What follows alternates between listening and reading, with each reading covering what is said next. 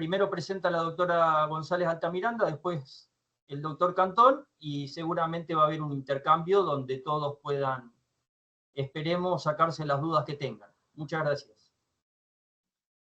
Bueno, buenas noches para todos.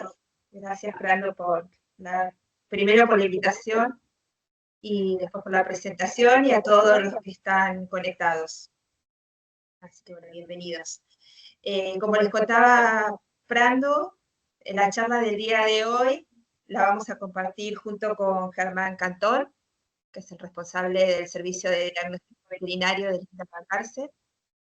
Y yo particularmente soy investigadora del CONICET y trabajo en el laboratorio de virología de INTA Balcarce, que forma parte del servicio. Y bueno, lo que nos nos reúne hoy acá es tratar de entender un poco mejor, o bueno, o al menos abordar algunos conceptos básicos como para entender mejor la enfermedad de la diarrea viral bovina.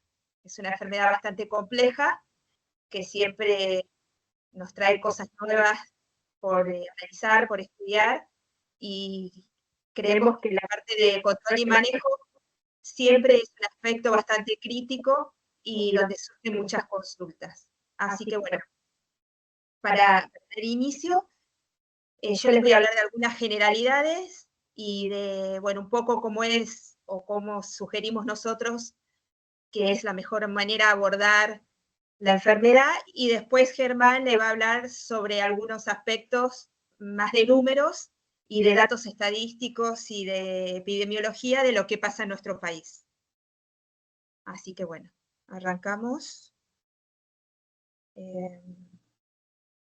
Ustedes díganme, por favor, si se ve la pantalla, porque ya después no dejo de ver el resto de los que están conectados. Sí, yo la veo Sí, bien. se ve bien. ¿Sí? ¿Se ve bien? Bueno, perfecto.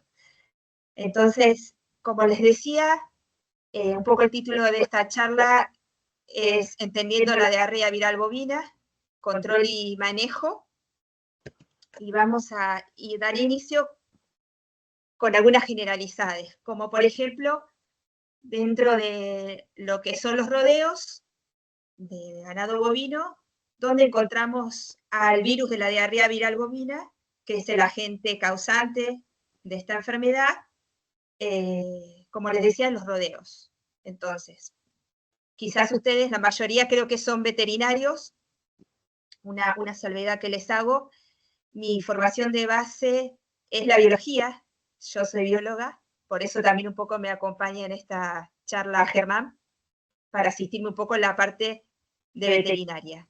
Así que bueno, si hay alguna duda o algo que yo no se los puedo responder, para eso va a estar Germán. Pero bueno, de todas maneras creo haber aprendido bastante durante todos estos años de los veterinarios. Así que bueno, les voy a hacer mención de estas cuestiones que seguramente ustedes ya las conocen, como por ejemplo, dentro de qué otras patologías podemos encontrar a este patógeno. Bueno, forma parte del complejo respiratorio bovino, también otra enfermedad compleja, donde no solamente participan agentes virales, sino participan agentes bacterianos. Pero dentro de los agentes virales, el virus de la diarrea viral bovina es un componente importante para el desarrollo de la enfermedad, principalmente porque produce inmunosupresión, y eso da paso a que se generen otras enfermedades, es decir, que al animal lo afecten otros patógenos. Bueno, y como les decía, dentro del complejo respiratorio bovino, además del agente viral del virus de la diarrea viral bovina, tenemos el IBR, el sincicial respiratorio y parainfluenza 3. Por otra parte, está involucrado de manera bastante importante en el ganado bovino dentro de lo que son las enfermedades reproductivas, principalmente aquellas que causan infertilidad y aborto. Y particularmente, centrándonos en la patología o en el resultado de las infecciones por el virus de la diarrea viral bovina.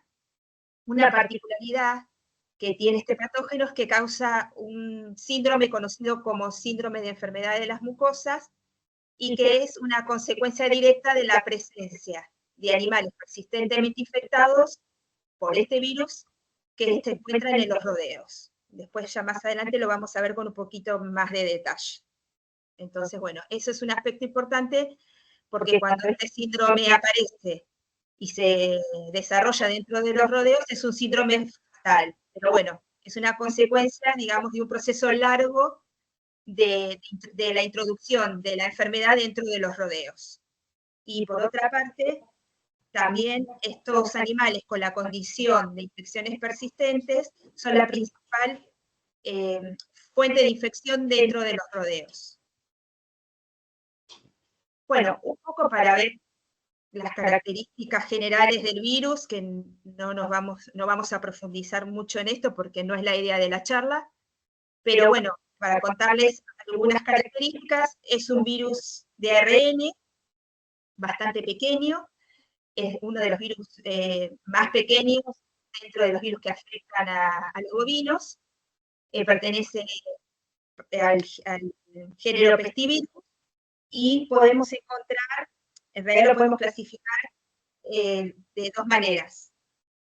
Genotípicamente podemos encontrar 3 genotipos. Acá en el slide solamente se mencionan 2, que son los primeros que se descubrieron, el 1 y el 2, pero bueno, en los últimos años ha surgido un nuevo genotipo que se denomina genotipo 3, o Hoviride, seguramente lo han escuchado, y que circula ampliamente, particularmente en Brasil, pero también se ha empezado a detectar acá en Argentina. Así que bueno, eso también es importante, saber que hay un nuevo genotipo circulando en los rodeos.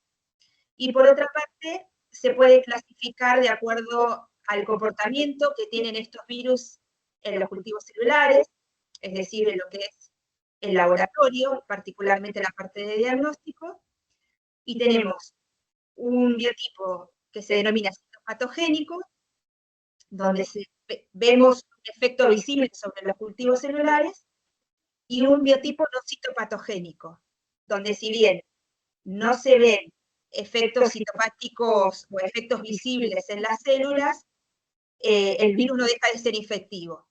Y de hecho, el biotipo no citopático es el que mayormente circula entre los rodeos. Bueno, esto simplemente es un esquema de lo que sería una partícula viral, con el genoma empaquetado dentro de la partícula y recubierto con una bicapa lipídica, por lo cual este virus es bastante sensible, digamos, a las condiciones climáticas. No sobrevive mucho en el ambiente. Pero particularmente tiene 2 series de proteínas, unas estructurales y unas no estructurales, que tienen mucha importancia en el momento del diagnóstico, ¿sí? Generalmente se usan cuando se desarrollan distintos kits de listas para detectar anticuerpos, y también para diferenciar lo que son infecciones activas en los rodeos de la presencia de animales vacunados. Por eso un poco les quería hacer hincapié en la importancia de este tipo de proteínas en la partícula viral. Bueno, por otra parte, ¿por qué es importante, digamos, las infecciones que causa el virus de la diarrea viral bovina? Porque tienen un gran impacto económico negativo sobre los distintos rodeos, ya sea de producción de leche o de producción, o que sean para carne, ¿no? Se reduce, como les decía, lo que es toda la producción de leche, se observan retrasos en el crecimiento, tanto en animales de tambo como en animales de cría.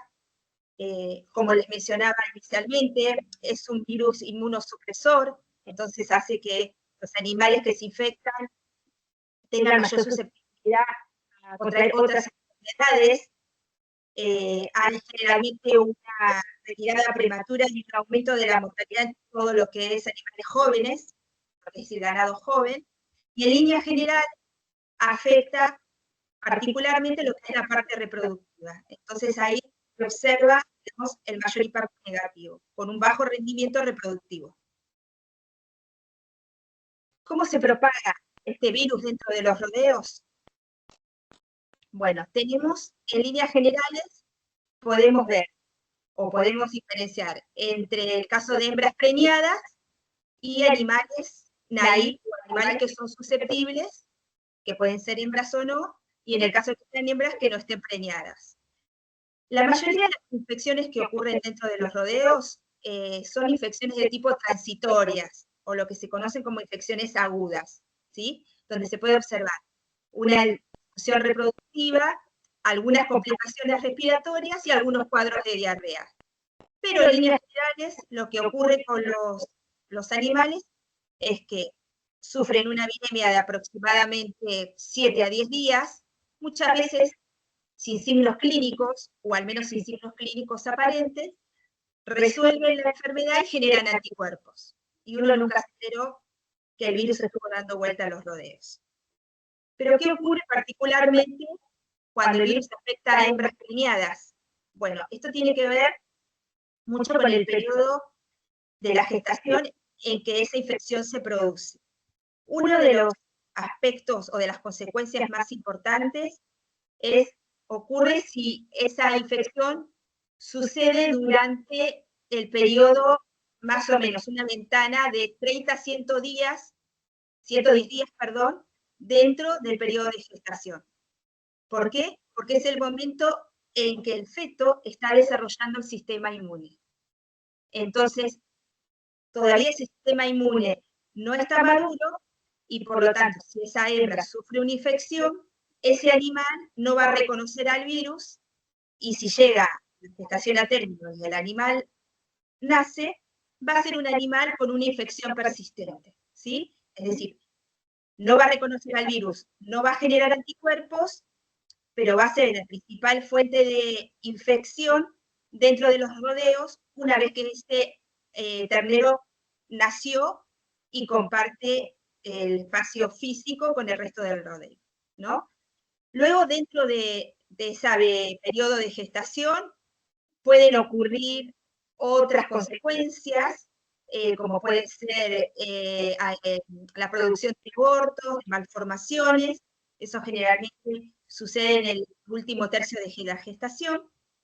Y como les mencionaba, si ocurre que un feto que se infectó en esta ventana de tiempo, que más o menos es entre los 30 y 110 días, es cuando se está desarrollando el sistema inmune, llega a término y nace, van a ser un animal persistentemente infectado. Y como les mencionaba, este animal va a ser la principal fuente de infección dentro de esta cadena. ¿Qué ocurre si ese animal, con el correr de los meses, se coinfecta con una cepa heteróloga de la que le infectó en el útero? Lo que puede ocurrir es lo que les mencionaba también inicialmente. Puede ocurrir una mutación de esa cepa y desarrollarse el síndrome de enfermedad de las mucosas, que, como les decía, es una enfermedad fatal, es una enfermedad hemorrágica que no tiene, digamos, forma de salvar a los animales. Por eso la importancia de los animales con esta condición de infección persistente dentro de los rodeos. Y la principal fuente, digamos, la principal vía de contagio entre los animales es el contacto directo entre los animales, ¿sí? Por contacto de la saliva, de las distintas secreciones, es la manera más habitual en la que los animales se contagian.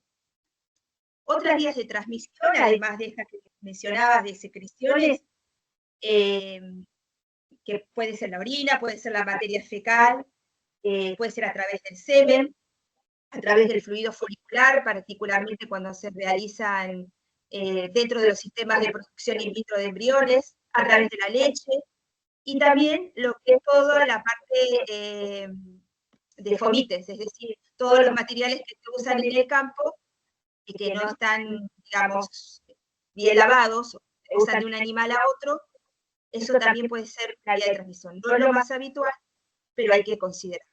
Y también existen vectores no mamíferos que se ha comprobado que transmite la enfermedad, pero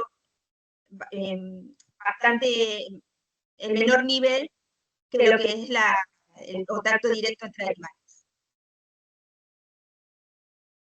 Bueno, esto es un poco para hacer un resumen de esto que les comentaba, de la importancia de que ocurran infecciones durante la gestación de las hembras y cuáles son las distintas consecuencias de que se produzca esa infección de acuerdo al periodo de gestación. Generalmente, si estas infecciones ocurren entre los 2 primeros meses, lo que se puede observar, que obviamente eso no se observa de forma inmediata, es mortalidad embrionaria. Luego, entre esa ventana de tiempo que yo les mencionaba, donde se está desarrollando el sistema inmune del feto, que aproximadamente va entre los 2 a 4 meses, se puede producir una infección persistente, por lo tanto los animales van a ser inmunotolerantes al virus. Luego tenemos un periodo de entre los 3 a los 6, 7 meses, en donde se produce la mayoría de los abortos. También se puede, en un periodo más acotado de 4 a 6 meses, se pueden producir malformaciones congénitas, y se pueden dar entre el último tercio de gestación lo que es la infección tardía. En ese caso, obviamente, el feto va a tener desarrollado su sistema inmune, seguramente si se expone a la infección va a desarrollar anticuerpos y van a ser sin ningún problema. Pero bueno, es importante señalar esta ventana de tiempo. No sé si cuando yo señalo con la flecha se ve, perdón.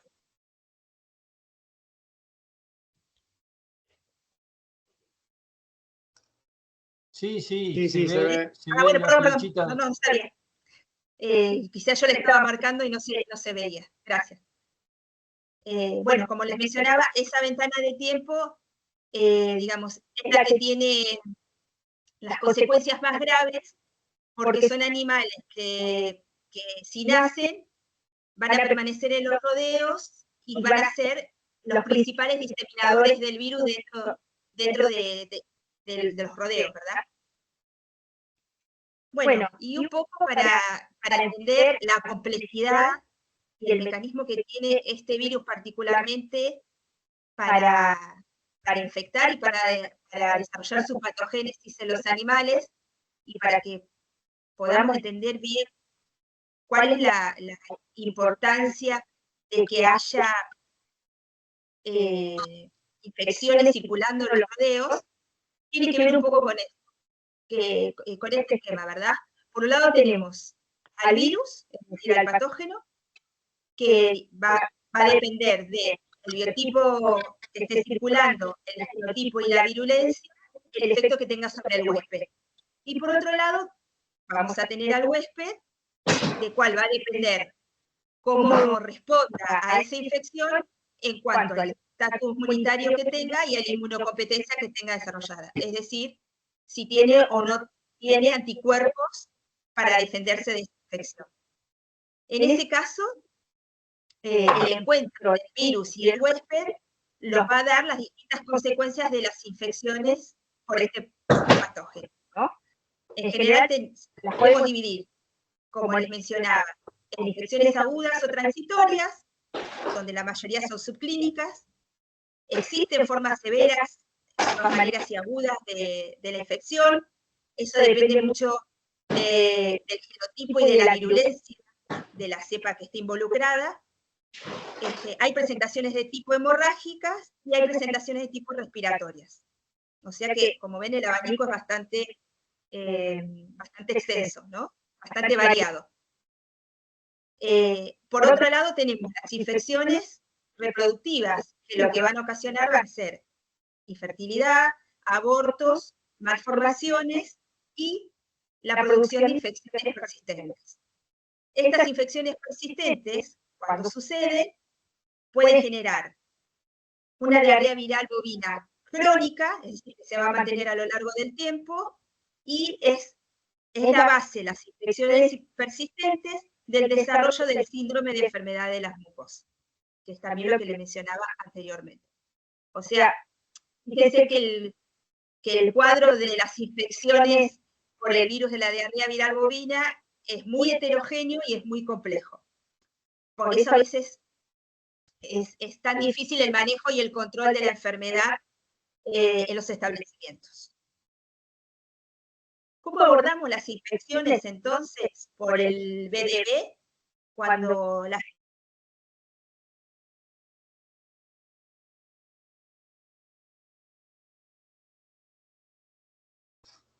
Ahí te perdimos, No se escucha. Erika.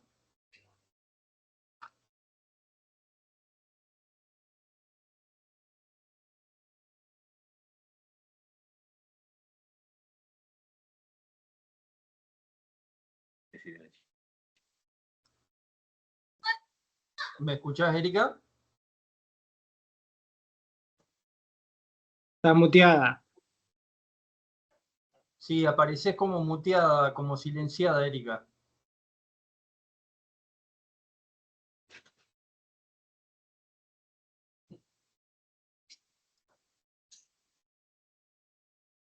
No, nosotros estamos bien.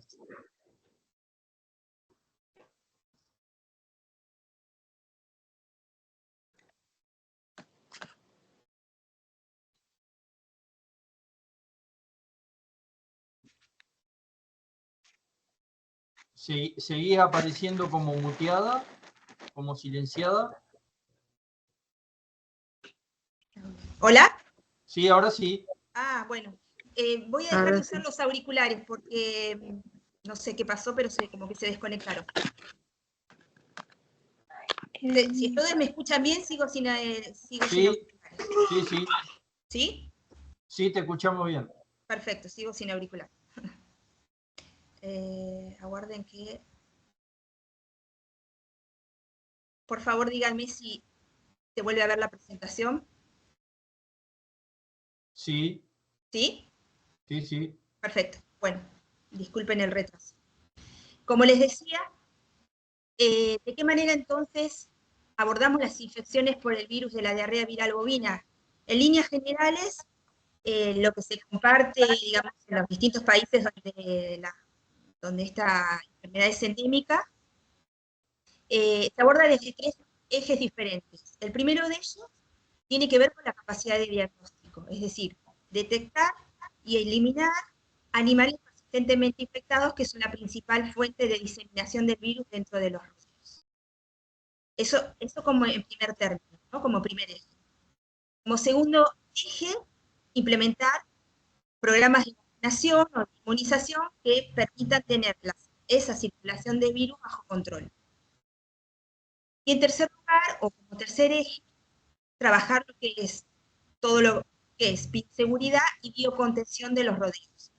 En general, esto es un aspecto que no se trabajaba, digamos, al mismo nivel o con la misma importancia de los dos ejes anteriores, que era el diagnóstico y la vacunación, pero en los últimos años, la mayoría de las personas, de los investigadores que trabajan en esta enfermedad, están tratando de hacer hincapié de darle el mismo nivel de relevancia a lo que es bioseguridad y biocontención que a lo que es vacunación y capacidad de diagnóstico o diagnóstico, ¿sí? Porque es una de las maneras que podemos asegurarnos, si bien no contra el 100% la enfermedad, pero sí mantenerla bajo, digamos, un porcentaje bastante alto de control. Entonces, bueno, un poco, yo lo que les quería comentar en esta charla es hablarle básicamente de qué incluye toda esta capacidad de diagnóstico, es decir, qué herramientas se tienen para el diagnóstico, algunas generalidades de lo que es vacunación y algunas recomendaciones en cuanto a bioseguridad y biocontención.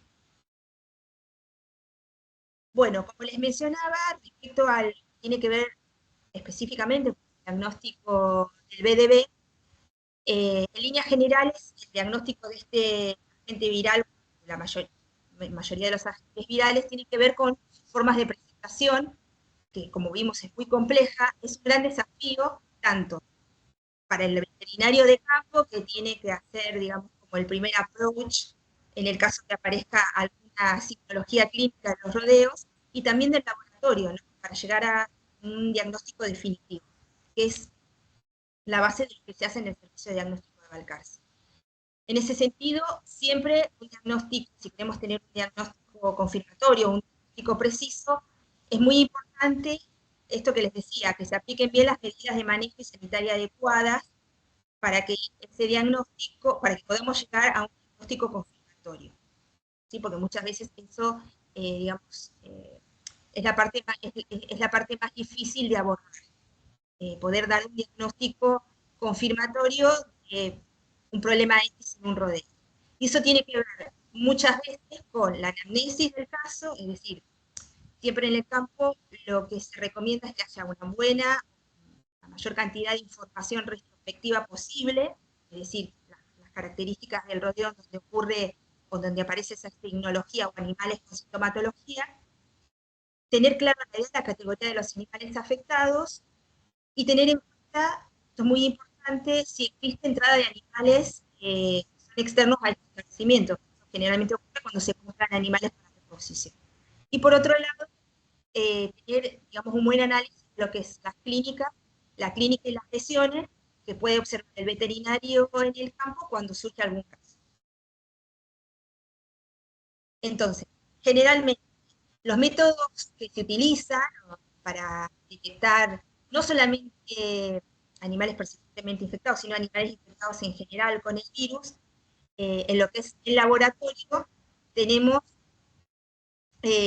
recibir muestras de sangre, digamos, se pueden tomar con o sin anticoagulantes. Esas muestras se llevan al laboratorio, se pueden tomar también hisopados, lares y nasales, y a partir de esas muestras podemos intentar hacer la detección del BDB, en el caso que se sospeche que sea el agente causante de esa patología clínica. ¿De qué manera se puede abordar esa detección? Bueno, hay distintas técnicas.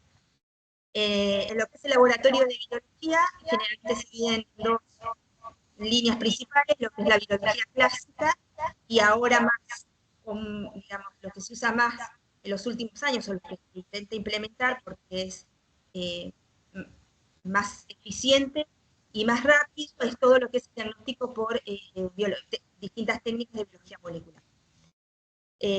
Dentro de lo que es la biología clásica, lo que se realiza es el aislamiento viral, donde se puede detectar el virus a partir de una serie de muestras, que como les decía, pueden ser de sangre, de suero o de hisopados.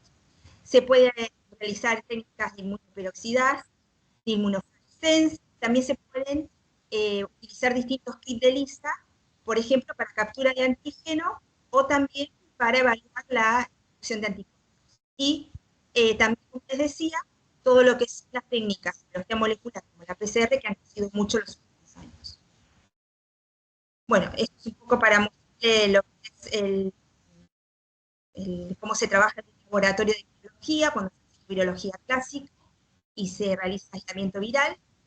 En ese sentido se trabaja con distintas líneas celulares que son susceptibles al virus, se procesan las muestras, ponen en contacto con esas células, si el virus está presente, luego se realiza un ensayo de inmunofluorescencia sobre esa célula, y acá vemos, así se ve, digamos, el diagnóstico en el laboratorio, donde se puede ver si las células son positivas al virus, se ven verde fluorescente, y las que no, se ven en color rojo. Eso es una manera de confirmar la presencia del virus por aislamiento viral. Otra de las técnicas que se usan, como les decía, son los ensayos de inmunoperoxidasa, que también se hacen en placas de estilo con este formato, y en lo que son los ensayos de biología molecular, que pueden ser ensayos de PCR a punto final, o ahora también lo que más se estila hacer en los laboratorios son los ensayos de PCR real time, donde no necesitamos hacer, digamos, una corrida en un gel de agarosa como lo vemos en esta fotografía de aquí. Entonces, es más eficiente y requiere de menos tiempo para un diagnóstico final. También se pueden hacer biopsias de piel a campo, ahora hay varios kits comerciales que se ofrecen, que son bastante sencillos de usar y bastante prácticos, porque uno tiene resultado en minutos. donde se toma una muestrita de la oreja del animal, se realiza una inmunocromatografía para detectar la presencia del antígeno en el animal, ¿no? Bueno, acá hay un grafiquito que yo les puse, que como es el sistema de test, si fuera un EVA-test. Uno pone la muestra sobre la tira y espera un par de minutos, si aparece una banda, digamos, eso indica que el virus está presente en ese tejido. Bueno, estas son un poco las distintas técnicas con las que dentro del laboratorio, particularmente el Laboratorio de Biología del Servicio, trabaja para detectar al BDB. Bueno, ¿qué pasa cuando tenemos o estamos en presencia de una infección aguda transitoria, como decía? Bueno, tenemos varias maneras de abordar ese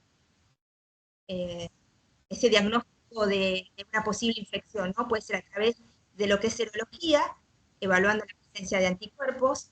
Generalmente, seguramente les va a mostrar varios casos, particularmente en nuestro país hay una alta prevalencia de circulación de este virus, de infecciones endémicas. En la mayoría de los casos que nosotros particularmente analizar, encontramos títulos altos del virus circulando en los rodeos, y esto indica que, digamos, hay una circulación permanente y activa en los distintos rodeos. Más allá de eso, el título de que obtenemos de esos anticuerpos, ya sea alto y bajo, no tiene mucha significancia diagnóstica, pero como les decía, lo que nos está indicando justamente es que el virus está circulando dentro de los rodeos. Podemos hablar y podemos confirmar que se trata de una infección aguda transitoria si tenemos seroconversión, es decir, si se realizan 2 muestreos del mismo animal con un intervalo de 3 a 4 semanas y vemos que tenemos un título inicial bajo y luego ese título se incrementa, estamos en presencia de una infección transitoria, es decir, el animal estuvo expuesto al virus, resolvió la infección y generó anticuerpos, ¿sí? Eso sí nos da un indicio concreto de que, como les decía, el virus está circulando en el organismo.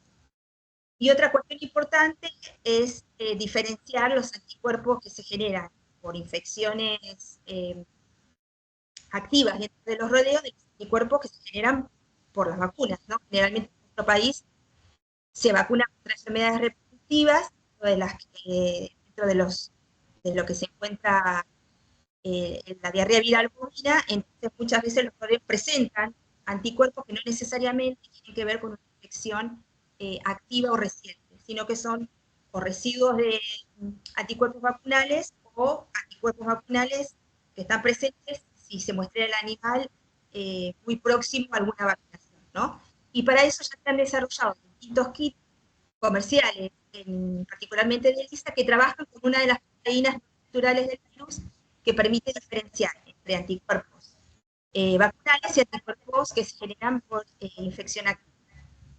Por otra parte, como les comentaba, la particularidad que tiene las infecciones transitorias es que tienen una viremia de 2 días, pueden extenderse a los 20 días, pero es raro, generalmente entre 7 a 10 días. Uno puede hacer el diagnóstico a través de aislamiento viral, aislando, como les decía, el biotipo no citopático, porque es el de mayor circulación, o revisando, implementando algún test de ELISA por captura de antígeno. Y generalmente, esto de, digamos, de estas infecciones transitorias, lo que encontramos son el genotipo 1, particularmente en nuestro país, el genotipo de mayor circulación es el 1B, que mayormente encontramos dentro de los rodeos, es lo que decíamos, que figura acá como genotipo 1A, 1B. En nuestro país particularmente, el mayor de circulación es el genotipo 1B. Y eso también es importante, tener el registro, de eso muchas veces se hacen los desarrollos de vacunas, ¿sí? Bueno, acá Erika, hay los que decías, lo que ocurre... perdón, Sí. te interrumpo un segundito solo para tu conocimiento. Vas un poquitito más de media hora. Ah, perdón. No, está bien. Avanzamos. No, manejalo vos. Supongo que va a haber preguntas, Sí, pero adelante nomás. bueno, dale, paso un poquito más rápido. Bueno, esto simplemente es un esquema que refleja lo que te venía contando de cómo es de cómo ocurre, cómo es el proceso de la infección aguda transitoria, y acá se explica para mostrarle cómo se diagnostica en el laboratorio. En cuanto al diagnóstico del virus en los fetos, tenemos distintos tipos de muestras que se pueden tomar a partir de fetos, si es que se consigue obtener el feto, digamos, una vez que se produce el aborto, que generalmente la mayoría de ustedes saben, bastante improbable. Bueno, lo ideal, si quiere hacer un diagnóstico por aborto, siempre es contar con el feto. Ya sabemos que a veces es imposible, por cuestiones logísticas, ¿verdad? Y el tipo de análisis de muestras de análisis que se pueden hacer a partir de esas muestras, ya sea midiendo, analizando presencia de anticuerpos o presencia directamente del virus, y las distintas interpretaciones. En cuanto al diagnóstico de lo que ocurre en las infecciones en los toros, esto es importante porque los toros generalmente quizás no están dentro de la categoría de animales que se prioriza hacer el diagnóstico, pero muchas veces, digamos, se escapan muchas infecciones que son transmitidas a través del semen, particularmente cuando se realiza inseminación artificial. Esto es una cuestión que les decía, la inseminación artificial, en el caso que se aplique los establecimientos, lo que se recomienda es que se controle cada cantidad de semen que se utiliza, ¿sí? Porque, bueno, como les mencionaba, el semen es una vía de transmisión bastante importante y que muchas veces no se tiene en cuenta como muestra de análisis. Y por otro lado, las principales características de infección persistente, en contraste un poco con lo que ocurre con una infección transitoria, y la importancia de ellos, como les decía, la detección de animales que sean persistentemente infectados, que a simple vista parezcan animales sanos, pero que son digamos, una gran fuente de infección dentro de los rodeos. Hay distintos métodos para detectar este tipo de animales. Se puede hacer a nivel poblacional como individuo, y hay distintos criterios de aplicación de cuándo se recomienda más detectar o analizar una población o a nivel individual. Y eso tiene que ver con los distintos programas de saneamiento que se implementen en los establecimientos, ¿no? Generalmente se recomienda que sean programas de saneamiento a largo plazo, pero bueno, obviamente, como dice ahí, se requiere un nivel de compromiso bastante alto, que también no por falta de voluntad a veces no se hacen, sino porque, bueno, porque quizás la logística, como les decía, de los establecimientos no es tan fácil de manejar. Y bueno, acá en un poquito esta imagen es justamente esto, un animal persistentemente infectado que no es identificado a tiempo, perdón, se transforma como en le decimos ternero de Troya, ¿sí? Porque es un animal que va a seminar a lo largo de su vida si no es detectado y eliminado de los rodeos. Bueno, y qué aspectos a considerar cuando generalmente la mayoría de los casos asociados a la presencia del PDB tiene que ver con pérdidas reproductivas, ¿sí? Entonces, esas pérdidas reproductivas en líneas generales pueden ser no infecciosas o infecciosas. Y en el caso de que sean infecciosas, hay muchos patógenos que pueden producir pérdidas reproductivas, pero dentro de esos patógenos, particularmente nos interesa y lo que trabajamos nosotros es el BDB, que tiene estas consecuencias. Entonces, ¿qué pasa si no hay evidencias concretas de circulación del virus dentro de los rodeos? Muchas veces nos preguntan, ¿vale la pena o no vale la pena hacer algún programa de detección? Bueno, por eso es importante analizar cuál es el estatus de cada rodeo. Quizás no hay evidencias concretas, confirmatorias de circulación del virus, y muchas veces eso no determina que necesariamente vayamos a buscar o hacer un seguimiento completo de un rodeo buscando animales persistentemente infectados.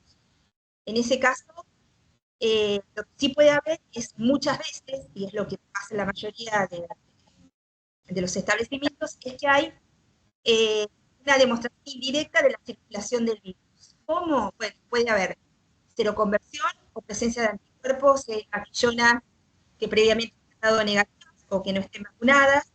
Se puede detectar presencia de anticuerpos en animales, en grupos de animales que actúan como centinelas, o podemos tener presencia del virus por diagnóstico previo en algunos fetos abortados o en muestras de cervicovaginal de vacas abortadas. Si bien eso no es una confirmación precisa de que el virus está presente, es una manera indirecta de que el virus sabemos que está circulando. Entonces eso nos da la pauta de que hay circulación viral dentro de los rodeos, y eso sí nos impulsaría a ver qué tipo de programa de control o de detección, de saneamiento se puede llevar a cabo dentro de los rodeos. ¿Qué pasa si no hay evidencias concretas? Bueno, un poco esto que les comentaba, me voy a extender acá, después si quieren podemos ver en más detalle. Hay, digamos, una serie de pasos que generalmente uno los recomienda, de muestreos, distintas categorías de animales, que pueden ayudar a evaluar el estatus de la circulación del virus dentro de los rodeos. ¿Qué pasa en el caso de que sí, que hay evidencias concretas de circulación? Bueno, ahí sí uno puede sugerir implementar un programa de vacunación, un programa de detección, perdón, de vacunación y de seguimiento mucho más preciso. ¿En qué casos uno sabe que tiene evidencias concretas de circulación del virus? Bueno, como les decía, si tiene un brote de enfermedad de las mucosas confirmado, si se confirmó por diagnóstico algún tipo de infección transitoria, si hay previamente diagnosticado, hubo previamente diagnosticado animales persistentemente infectados en los rodeos. Y también puede detectarse en terneros neonatos, sea el predestete o en el podestete, que puede estar asociado a otras enfermedades, es decir, a otras patologías, según la edad de este ternero, tiene que ver con desarrollo de septicemia, diarrea neonatal o neumonías, ¿sí? También, si uno tiene el diagnóstico de la presencia, que se haya aislado, se haya detectado el virus en muestras de terneros que se hayan negociado, que se hayan sacrificado. Y, como les decía también, se logra, que no es lo más común, pero si se logra detectar el virus en fetos abortados.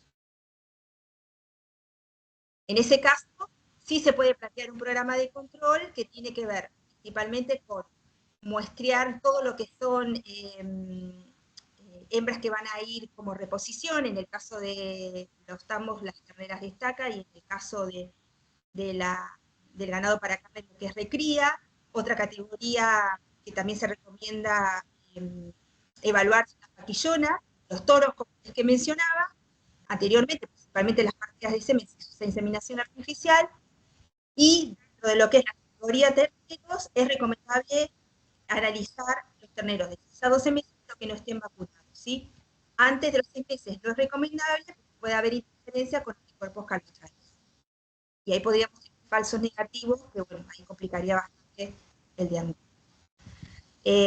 A partir de eso, plantear un calendario de vacunación, generalmente lo que se recomienda es que sea preservicio, con vacunas inactivadas. En nuestro país las únicas vacunas que están permitidas son las vacunas inactivadas. En otras partes del mundo se pueden usar vacunas modificadas, pero bueno, en nuestro país no está permitida. Y en ese caso, generalmente lo que se recomienda son 2 dosis, como les decía, en el preservicio, con un intervalo entre dosis de aproximadamente entre 3 a 4 semanas. Y por último, esta cuestión que les mencionaba de toda la parte de bioseguridad y biocontención, chequear siempre el ingreso de animales que son comprados o que vienen de otros establecimientos, analizar partidas de semen, es decir, escuelas de semen que van a ser destinadas para centros de inseminación artificial, y siempre tratar de mantener las condiciones óptimas de bioseguridad y contención de los rodeos. A veces es difícil, porque bueno, no todos los establecimientos cuentan con, digamos, con la tecnología o infraestructura que garantice que haya una bioseguridad y una biocontención controlada, pero bueno, como les mencionaba inicialmente, es lo que, digamos, también está tratando de, como que de reforzar, porque si uno cumple con los 2 ejes anteriores, muchas veces este trabajo se pierde cuando no puede haber una medida de contención y de bioseguridad que se pueda mantener en el tiempo. Bueno, y ahí creo que era todo. Gracias, Erika. Muy buena presentación. Perdón que aceleré, pero si no se No, puede entender mucho. sí, supongo que va a haber preguntas. De hecho, ya hay una en el chat. Yo dejo de Pero, compartir. perfecto. Ahí está. Y Y le puedo dar paso a Germán. exacto. Muchas gracias.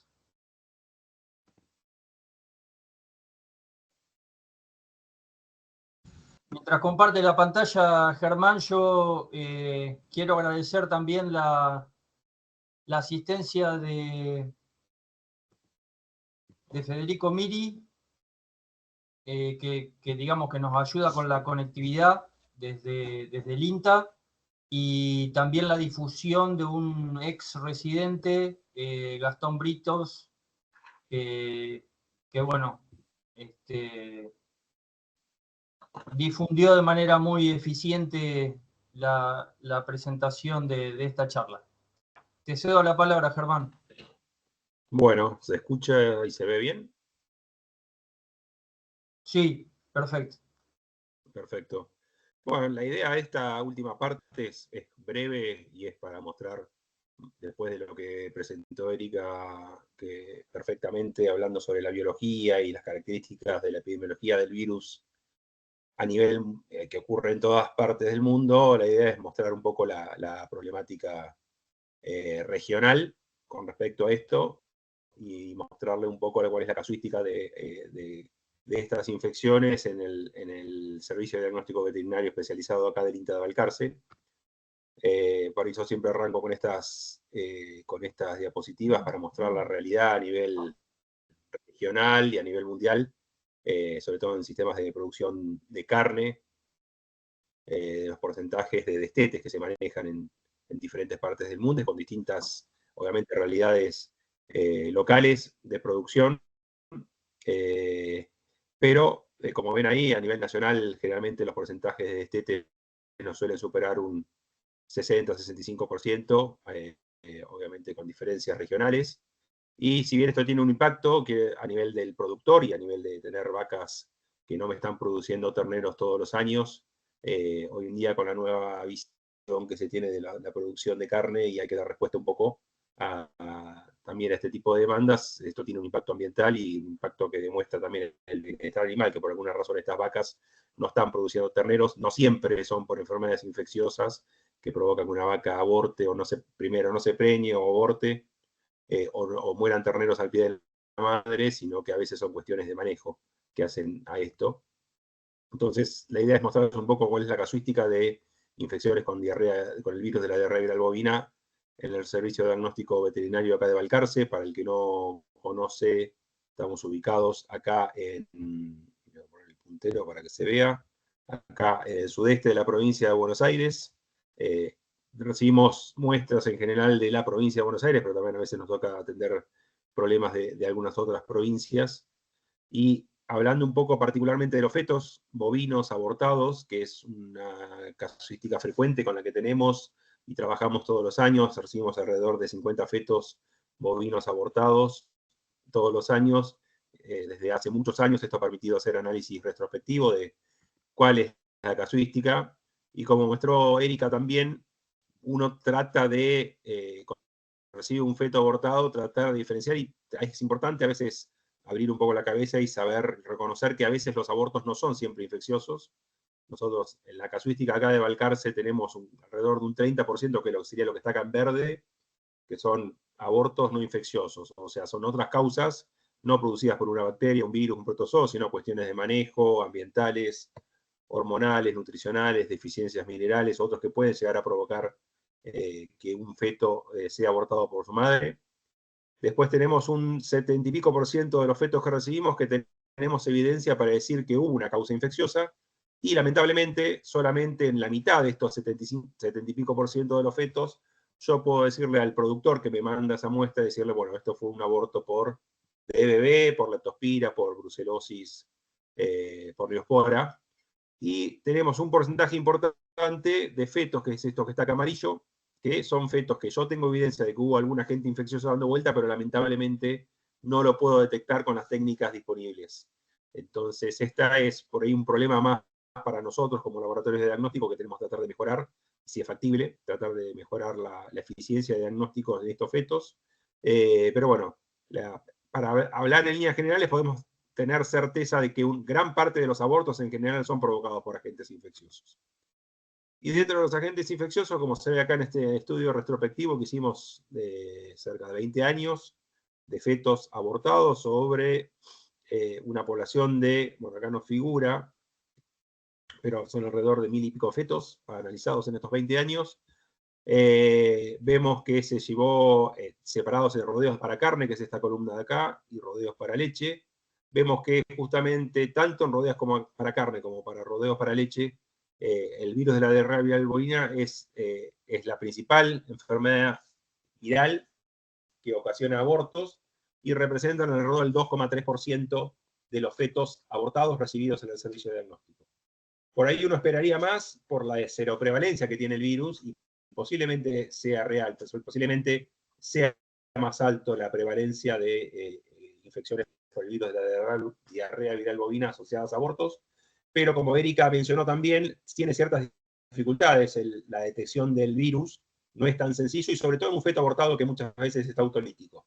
Entonces, posiblemente la infección viral de la madre pasó ya hace varios meses, pasó el virus por la placenta, pasó al feto, provocó daño tisular, daño en los tejidos del feto, y el feto murió unas semanas, incluso meses antes de que sea expulsado por la madre, y eso hace que muchas veces el diagnóstico del aborto bovino genere esa frustración que vemos acá, casi un 40% de los fetos llegamos a un diagnóstico determinado, entonces un 60% de los fetos nos quedan sin un diagnóstico claro.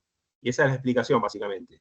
Pero igualmente, como ven acá, el virus de la diarrea bovina es una de las principales causas virales que provocan abortos tanto en carne como en leche. Sin diferencia, digamos, no es más frecuente en un sistema de producción de carne que en un sistema de producción de leche.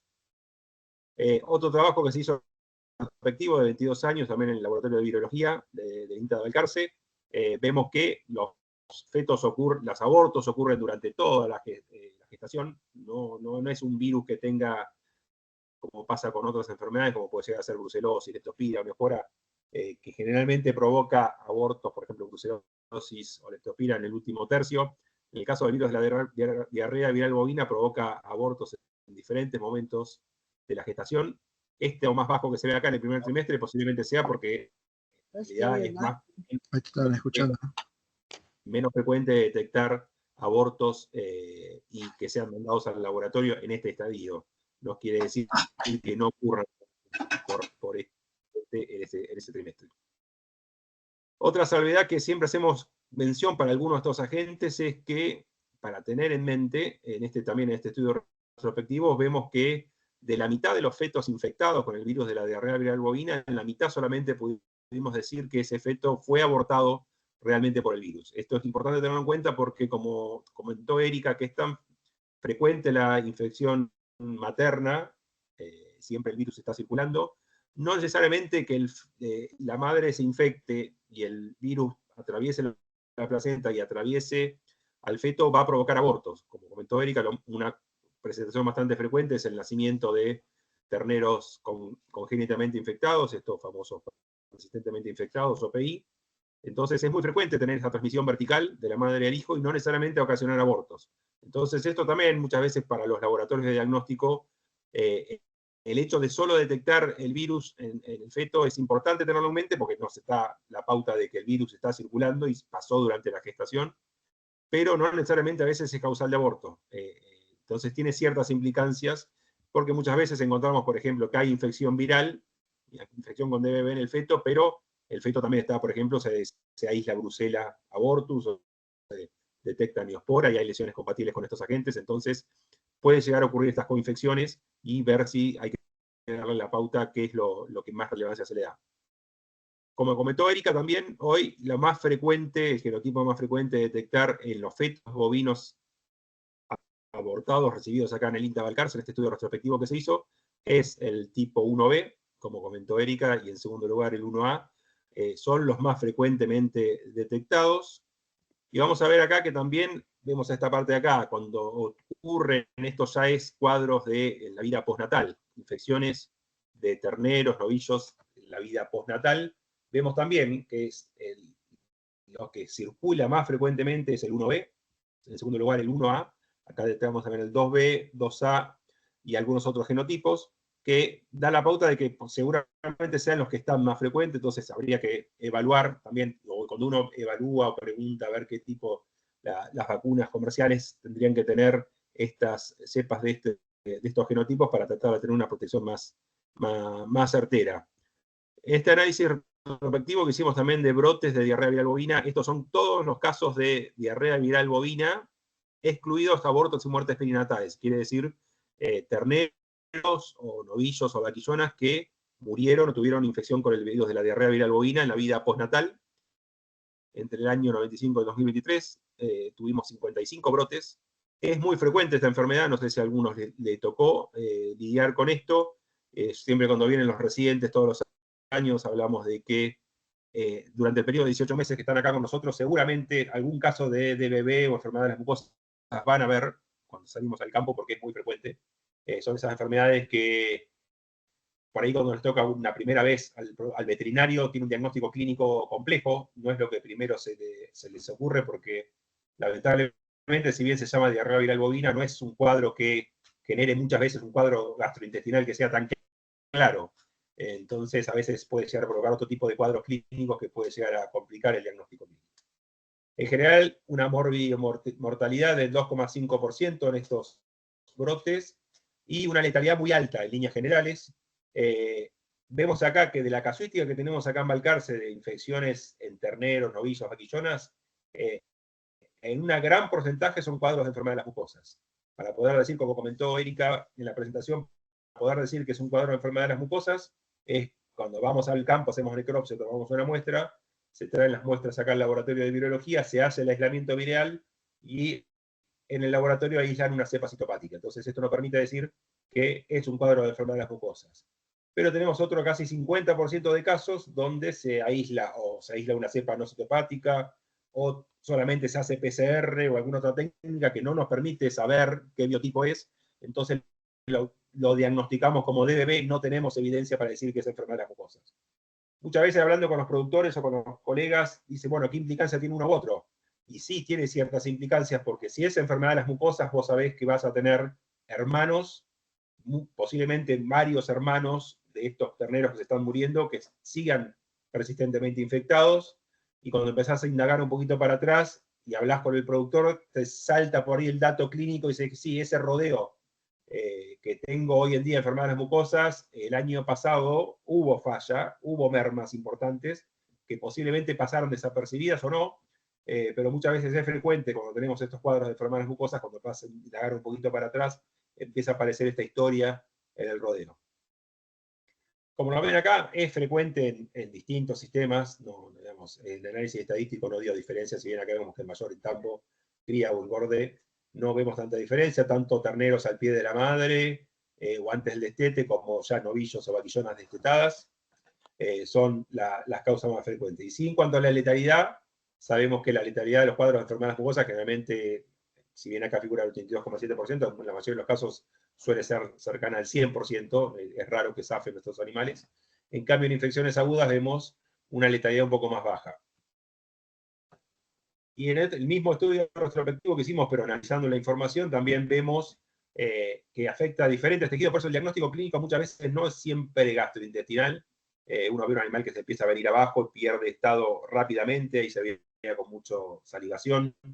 Es un cuadro clínico bastante común de ver, a veces con lesiones en la piel, lesiones, después cuando uno hace las necropsias, lesiones bastante evidentes en las mucosas. No siempre es esto, por ahí siempre mostramos estas fotos, o las fotos más espectaculares, pero a veces encontrás lesiones en encías, otras veces en esófago, otras veces en intestino o en otras mucosas, otras veces en piel. No siempre están todas las lesiones en todos los animales. Sí, viendo esto, en este análisis retrospectivo también vimos que las lesiones fueron más severas y extensas en los casos de enfermedad de las mucosas que en las infecciones agudas o crónicas, y hay algunas lesiones particulares más frecuentes en casos de enfermedad de las mucosas en este análisis retrospectivo que hicimos, por ejemplo la necrosis en placa de Peyer o las dermatitis, que en los casos de infecciones agudas o crónicas. Así que bueno, esto era más que nada como para finalizar y poner un poco en contexto qué es lo que nosotros vemos en el campo con esta enfermedad, y que por ahí quedamos abiertos ahora con Erika para alguna consulta que tenga. Muchas gracias, Germán. Gracias a ambos. Gracias a los oyentes.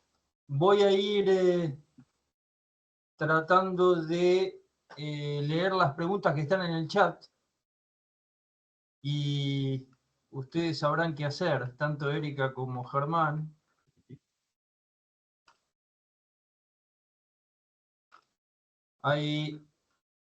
La primera era, corríjanme si me equivoco, Facundo Ramiro pregunta cuánto duran los anticuerpos vacunales.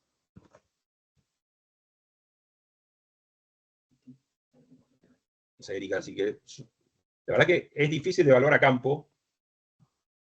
Hay algunos trabajos que te dicen cuánto duran, también depende por ahí de las técnicas de diagnóstico que se utilicen, pero también, ya te digo, es difícil de evaluar, sobre todo si es un título de corte, cuándo lo pones, hasta dónde es positivo y es negativo.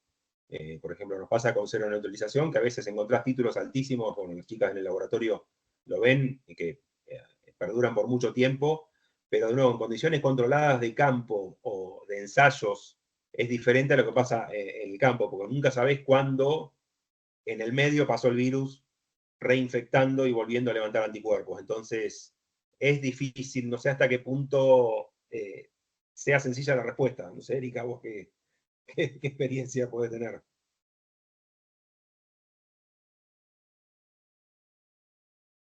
¿No te escuchamos, Erika? ¿O yo al menos?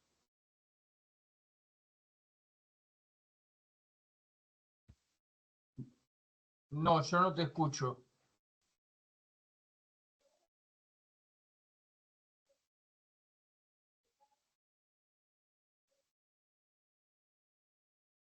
No. Si tenés dificultades, podés contestar en el chat, si querés.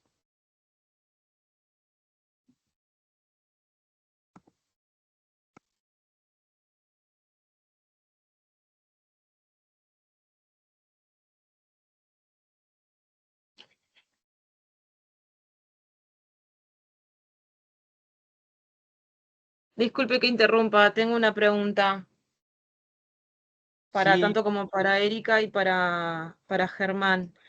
Quería saber si tienen, bueno, de paso les saludo desde Uruguay y les quería consultar si tienen algún PDF que nos puedan enviar con toda esta charla, que fue muy interesante. Bueno, muchas Sí, gracias. de mi parte no hay problema. Sí, perdón, Germán. No, de mi parte no hay problema, e incluso están los trabajos. En realidad toda la información que puse generalmente salen de varios trabajos que ahí mostramos, pero sí, no habría problema. De última, si querés después copiar abajo algún correo electrónico y lo enviamos. Bien, paso a la segunda pregunta. Erika, nos avisás ahí. Dice, escuché o leí por ahí que tiene poco efecto vacunar si antes no eliminamos a los persistentemente infectados.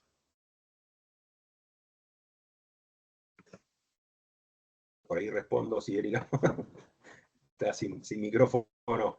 En realidad, sí, digamos, solo con vacunación, no, por ejemplo, no son vacunas que están disponibles en la mayoría de los países, y en la mayoría de los países conviven con la enfermedad, con la vacunación, posiblemente teniendo, obviamente, una protección a nivel de rodeo, pero no es una herramienta de control de la enfermedad que te va a permitir, por ejemplo, una erradicación o mantener una enfermedad en cero en rodeo. Entonces, por eso hay algunos países que, por ejemplo, han erradicado esta enfermedad y ha sido básicamente con la detección de EPI y eliminación, sumado a un programa, ¿no? El programa es integrado con la R de control, la detección y eliminación de los persistentemente infectados y la aplicación de vacunas regularmente para tratar de mantener también una inmunidad a nivel de rodeo. Pero solo con el hecho de aplicar vacunas, no vas a impedir tener, porque esa es también una pregunta muy, muy frecuente a veces cuando vamos a casos de diagnósticos, como los que le mostrábamos acá, el productor enseguida te pregunta, pero yo vacuno, ¿cómo puedo llegar a tener esto? Y en realidad tampoco la protección fetal de las vacunas no se ha demostrado completamente hasta qué punto llegan a proteger. Las vacunas se aplican en preservicio, generan anticuerpos, pero estos anticuerpos tampoco van a perdurar mucho en el tiempo, entonces si esa vaca se infecta luego a los 3 meses de que está en servicio, no sé hasta qué punto los anticuerpos que se generaste al aplicarlo un mes antes del servicio van a llegar a perdurar para tener un efecto de protección fetal.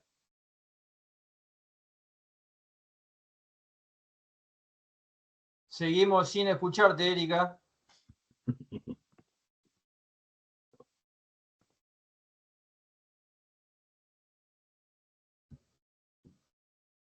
Paso a la otra pregunta. La prueba de inmunocromatografía de una biopsia de piel. ¿Qué biotipo del virus detecta? ¿No citopático? Cualquiera. Imposible saber cuál es el biotipo con una inmunocromatografía, con un ELISA, con una PCR. La única forma de poder detectar si es el biotipo citopático o no citopático es con el cultivo. Me estoy metiendo en el tema más virológico, pero cualquier cosa, si Erika escucha que digo algo, hace señas, pero no es posible diferenciarlo. Justamente por eso, como es biotipo, necesitas que el virus actúe en las células para ver cómo, si genera o no ese efecto citopático. Bien. Bueno, paso a la siguiente. Buenas tardes, Erika. Gracias por la charla. En el caso de sospechar de presencia de virus, por presencia de abortos o algún ternero con malformaciones, pero no se logró aislar el virus en el laboratorio y los anticuerpos están presentes en el rodeo, pero la vacuna no es DIVA, o sea, se está vacunando con una vacuna inactivada, como bien dijeron en la charla, que no necesariamente está, digamos, acompañada de un kit que diferencia infecciones naturales de anticuerpos vacunales. ¿Cómo lo puedo confirmar? Es la pregunta a toda esa introducción. ¿Los anticuerpos para P80 es suficiente si los encuentro en la madre que abortó? Sí, no es definitivo esa última parte. Supuestamente, se dice justamente P80 detectan anticuerpos que son producidos ante una infección aguda, una infección reciente, y no se generan ante una vacunación. Pero solo por el hecho, más que nada, si vos me decís que fuese un virus que muy esporádicamente está circulando, por ahí uno le podés dar más peso a detectarlo. Pero como es tan frecuente la circulación viral, es difícil saber, o no es definitorio, no es definitorio para poder decir que ese feto fue abortado, o esa vaca abortó por DBV. Podés tomar tener alguna idea y hacer un análisis más epidemiológico si quisieras, evaluar vacas. Si todas las vacas que te abortaron son positivas a P80 o haces una seronegación donde tienen títulos muy altos, posiblemente podría llegar a dar un poco más de peso. Por el hecho puntual del caso individual de una vaca que es positiva y que abortó, no es definitorio, lamentablemente. Con respecto a algunos comentarios que decías al principio, los abortos es el principal signo clínico de esta enfermedad, sobre todo la parte reproductiva. El tema malformaciones, voy a hacer algún comentario porque siempre es un tema que es de debate con los colegas, sobre todo, que piensan que cualquier malformación enseguida es provocada por el virus de la diarrea gravid bovina, y siempre hacemos hincapié en esto, que el virus de la diarrea gravid bovina provoca ciertas malformaciones que son bastante específicas, con un tropismo por el sistema nervioso central, por la piel principalmente, ojo, pero no cualquier, por ejemplo, malformaciones en el sistema osteoarticular, quiero decir, estos animales con artrogrifosis o algún otro tipo de malformaciones, no son provocadas por el virus de la diarrea bovina. Entonces, eso también es importante como para comentar, para separar un poco, porque está ese preconcepto con los colegas y los productores de que si hay malformación es de bebé. Depende qué malformación. Eso por ahí hacer un poco. Y después con respecto a alternativas de diagnóstico, como te decía, es complejo. Es complejo porque se usa en la batería de diagnóstico, nosotros nos mandan un feto abortado y en realidad se buscan todos los agentes, no sé, porque es muy, salvo algunos, que yo, como puede llegar a ser leptospira, donde vos tenés algunas lesiones en la necropsia que te permita decir, asociarlo, pensar en leptospira, la mayoría de estos agentes no provocan lesiones que son clásicamente, que vos la puedas asociar directamente con un agente.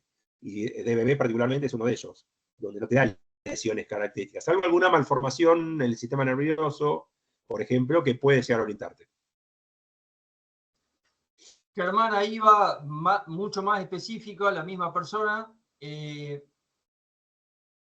Dice que si vacuna todo el rodeo y detecta y hay detección de P80 en vaquillonas de reposición, ¿será suficiente para sanear el rodeo?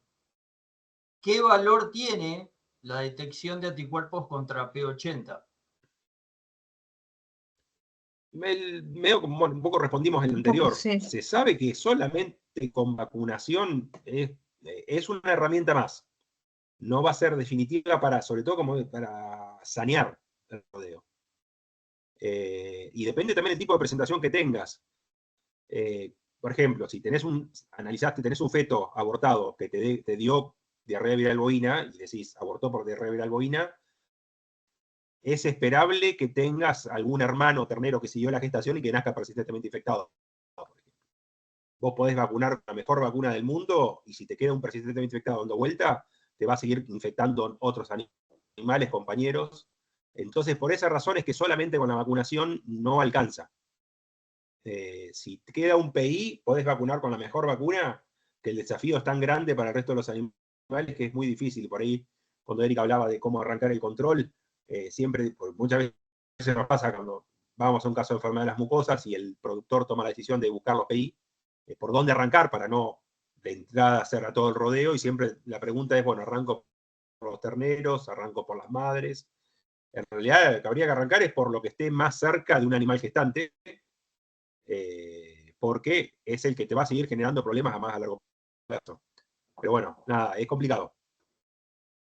Bien, acá piden si se puede explicar el proceso de mutación de la cepa heteróloga para el desarrollo del síndrome de enfermedad de las mucosas.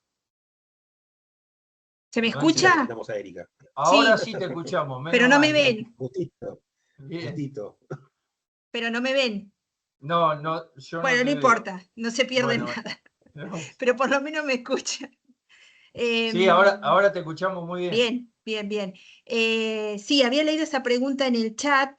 El tema de la aparición de lo que es la enfermedad de las mucosas es una mutación que se produce, digamos, es como hay distintas, distintas propuestas de por qué se ocurre esa mutación, por qué ocurre esa mutación en el animal, en respuesta a qué, digamos, pero generalmente tienen que ver con reordenamientos genéticos de lo que es el genoma del virus.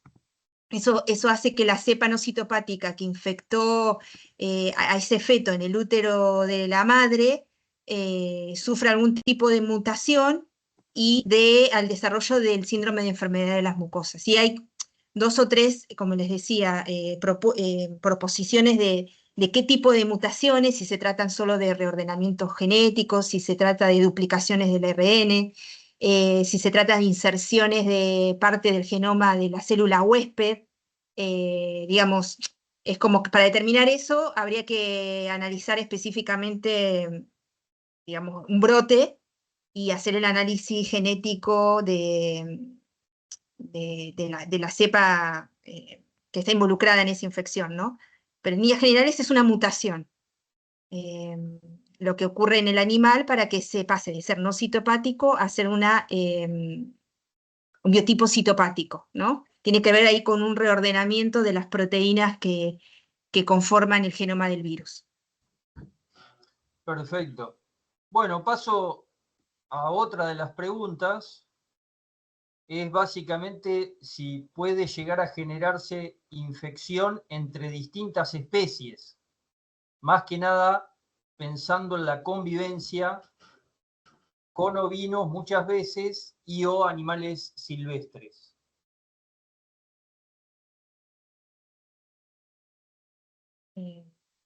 Bueno, lo que yo podría aportar de eso es, en realidad hay otros animales que son reservorios de pestivirus, pero digamos no tienen como un rol crítico, un rol fundamental en lo que es la transmisión digamos, que funcionen como una especie de fuente de infección del virus. Por eso creo que tanto Germán como yo hacemos hincapié de que, digamos, acá la clave de lo que es el manejo de la enfermedad es la detección y el manejo de los animales que nacen con esa condición de infección persistente. Sí, es como que, no digamos que es irrelevante, pero no es crítico digamos, yo no apuntaría ahí para lo que es el manejo, digamos, una cuestión como de perder mucho tiempo estar analizando otras especies, porque no es lo que, no es lo que va a determinar la circulación dentro de lo que son de los rodeos de bovinos. No sé si Germán ahí por ahí puede aportar algo más. No, sí, sí, coincido completamente. Y aparte, como puede llegar a pasar para otras enfermedades que, bueno, se busca. Yo digo, muchas veces cuando buscas es tratar de buscar por afuera o excusas para tratar de explicar un problema que está dentro del rodeo. Como dice Erika, el problema es el bovino y algún bovino en particular que es difícil de detectar, lamentablemente, porque no es nada que te llame la atención clínicamente en un animal para decir, este está infectado, o es un PI. Como te decía en los libros, que generalmente son esos animales más cola de parición, más feos. A veces hemos tenido evidencias de animales o donantes de semen, toros, que pueden llegar a estar persistentemente infectados. Entonces, de nuevo, es difícil de jugarse, pero tenés que normalmente entrar a pensarlo por un problema a nivel de que es el bovino del rodeo, o puede llegar a pasar que tu vecino, digamos, tenga un animal persistentemente infectado y está eliminando alambre de por medio a otra vaca que está de tu lado, el problema. Pero siempre en general es el bovino en particular el diseminador y el que mantiene la enfermedad en un rodeo, particularmente estos animales persistentemente infectados. Muy bien, acá hay un comentario. No, es el comentario tuyo, Erika, perdón. En general, las vacunas inactivadas generan Sí. menores niveles de anticuerpos y duran menos en el tiempo que las vacunas vivas modificadas. Sí, supongo que le estás respondiendo a Facundo Ramiro, que creo que abandonó la charla, pero le podemos contestar por privado. Y ahí yo me permito a hacer un pequeño comentario desde el punto de vista inmunológico, no necesario, digamos, que lo aprendimos del COVID también, las células de memoria quedan y no necesariamente uno ve reflejado a niveles séricos anticuerpos específicos, pero las células memoria quedan y son muy eficientes y efectivas ante una reexposición, ¿no es cierto? Un poco lo que se logra con una vacuna es generar esas células memoria, aunque los niveles de anticuerpos sean bajos. Pero bueno, es lo que decía Germán también, de que es difícil tener resultados a campo que demuestren esto que estamos diciendo teóricamente, ¿no? Ya para terminar, creo que hay una última pregunta que dice, ¿podrían comentar un plan base para combatir la enfermedad de forma simple, sostenida y no tan agresiva? Más que nada para convencer al productor. Sí. Ese es el gran... Porque... Sí, ese es el gran kit de esto. Siempre, digamos, la mayoría de las preguntas abordan eso porque obviamente, y yo, eso a título comentario personal, es lo que aprendí durante todos estos años trabajando con veterinarios, ¿no? La gente quiere una respuesta así bien concreta. Ojalá la tuviéramos, como también dijo Germán, es una enfermedad muy compleja, como más o menos traté yo de indicarle. No es, digamos, no hay una receta. Quizás eso me parece a mí que es importante que quede ese concepto. No hay una receta para manejar a este virus cuando circulan los rodeos, porque, digamos, es muy particular de lo que pasa en cada establecimiento. No todos los establecimientos son iguales, y como yo les decía, no todos los establecimientos cuentan con todo lo ideal para poder quizás cumplir con los 3 ejes que se está tratando de trabajar ahora, que es hacer un diagnóstico, tener un buen programa de vacunación y poder tener una buena cuestión de bioseguridad y biocontención. Porque ni siquiera es por falta de voluntad y de ganas, a veces no se puede. Creo que le debe pasar a la mayoría. Pero bueno, un poco tratando de responder la pregunta de Valentín, ese sería el plan, digamos, tratar de poder llegar a cumplir dentro de esos 3 enfoques o dentro de esos 3 ejes lo mejor posible, digamos, dentro que si cada uno fuera un 100%, bueno, tratar de llegar a un 70, un 80 dentro de cada uno. Quizás no se llegue nunca al 100, pero es una manera de empezar, digamos, a manejar y a controlar la enfermedad. Y como decía Pranda al principio, la mayoría de los países que erradicaron la enfermedad lo hicieron por planes de manejo. Entonces, bueno, creo que son otro tipo de quizá de producciones, pero teniendo estos animales con estas condiciones de infecciones persistentes dando vueltas todo el tiempo, es muy difícil, porque la vacuna para esos animales no sirve. Entonces quizás uno quiere hacer solo un programa de vacunación, pero no es suficiente. Entonces, bueno, es como encontrar un equilibrio, digamos, entre esos 3 ejes que se plantean para el manejo. Bueno, acá un Sí, un comentario. comentario. Sí, perdón, Germán. No, muchas veces cuando vienen los colegas con consultas como estas, así de qué hago, lo que primero le tratamos de hacer concientizar es primero tener certezas reales de que DBV es un problema. Claro. Porque muchas veces se hace un diagnóstico clínico, como te pasa, como le comentaba, muchos colegas vienen y dicen, no, veo malformaciones y es DBV. Y empezamos a indagar un poquito y la verdad que no hay mucha evidencia para certeza de que realmente DBV es un problema. Entonces, primero tener, o si tuviste un caso de enfermedad de las mucosas confirmado, o algún otro tipo de presentación, o un aborto donde confirmaste infección con DBV y tuviste mermas importantes en ese rodeo, esa temporada, bueno, está bien. Posiblemente sí sea un problema importante de DBV en tu rodeo. Y recién ahí arrancar, por ejemplo, a veces colegas nos vienen a preguntar, quiero arrancar a hacer detección de PI, controlar y eliminar.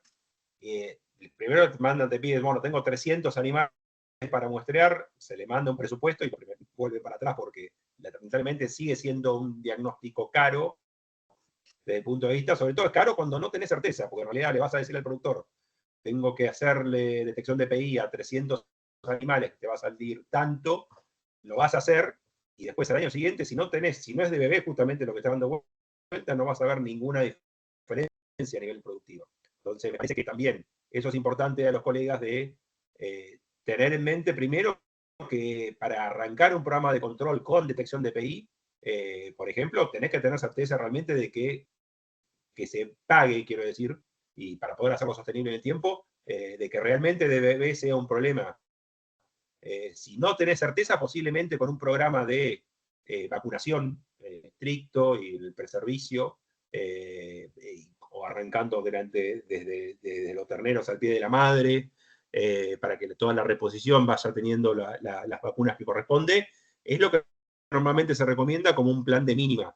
Ya cuando tenés un problema declarado con DBV, posiblemente ahí es cuando empezás a ver la detección de PI o empezar a hacer eso, la compra, si vas a comprar un toro de valor o si vas a comprar semen, hacer controles, si vas a comprar vientres, ir por ese lado para tratar de no comprar un PI, que va a ser el que te ingrese la enfermedad como problema.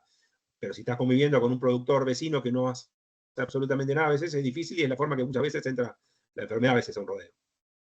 Bien, Germán, si les parece bien, yo daría lugar a 3 preguntas más y no me quiero exceder en el tiempo de ustedes ni del resto de la audiencia.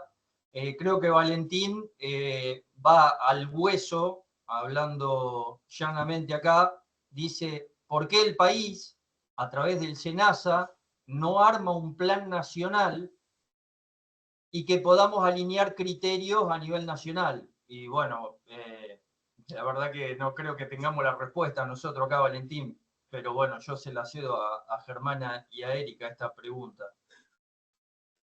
Digamos, todavía estamos lidiando con brucelosis de hace 50 años. Una respuesta media corta, digamos, como que ahí me parecen ciertas prioridades y se arranca por un lado.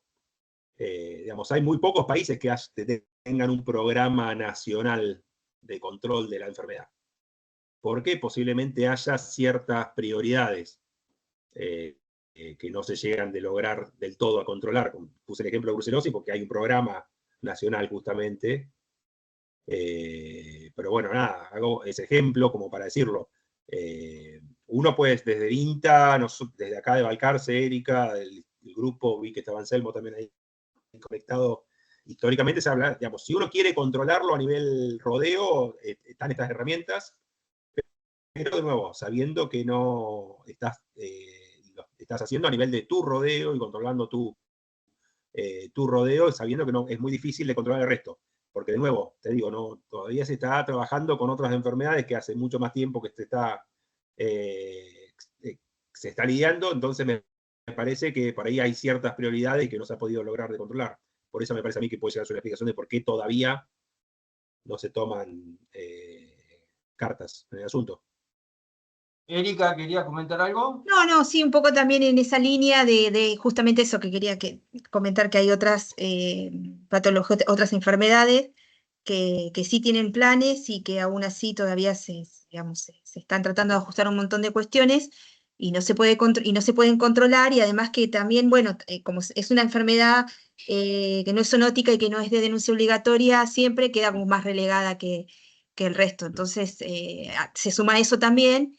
Y bueno, digamos que son aspectos que quizás no ayudan a que exista un programa nacional desde los organismos del Estado que promuevan este tipo que exista un plan.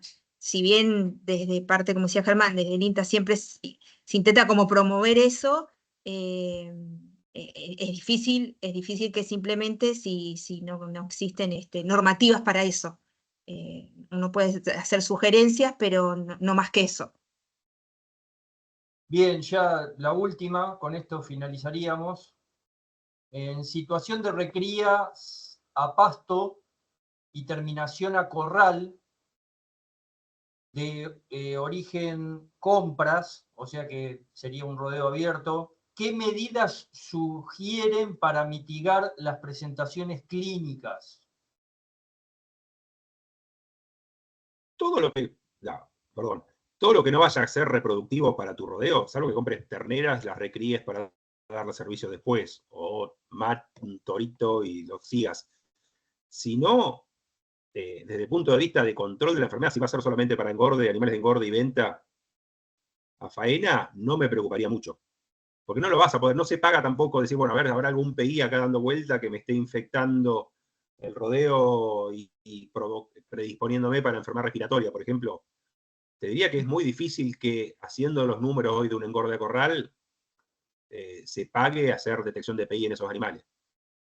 Sí, lo tomaría, ya te digo, si fuesen futuros reproductores, una vaquillona que la vas a quedar para reposición, o un torito o toro, ahí sí, posiblemente sí se justifique, obviamente, que no sea PI.